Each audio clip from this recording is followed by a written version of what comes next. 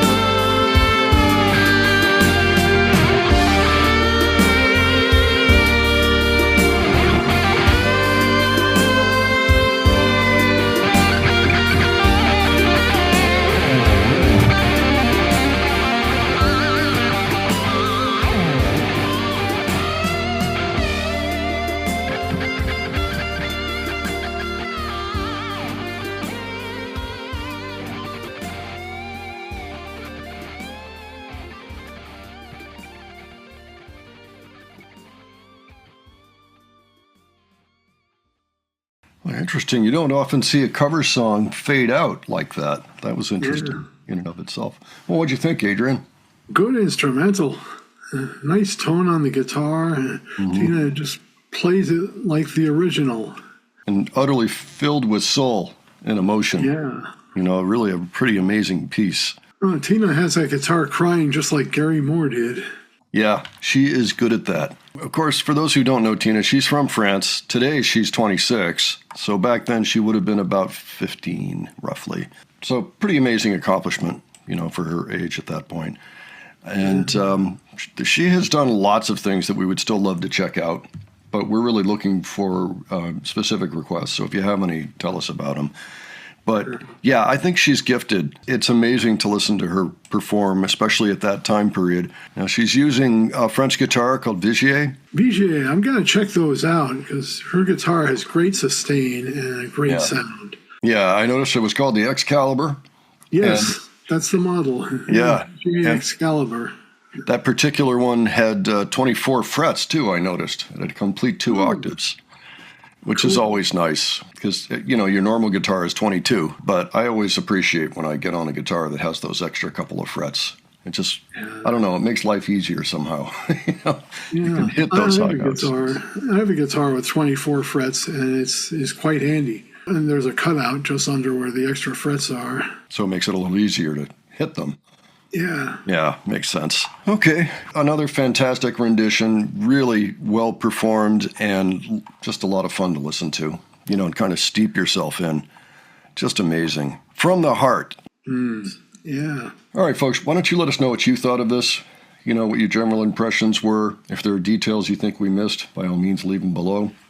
If you have other requests or suggestions from Tina S., let us know about those as well. And if you enjoyed this video, please give it a like. And if you enjoyed the presentation, please subscribe. All right, thanks so much for joining us today, and we'll catch you on the next one. Take care, folks. See you all later.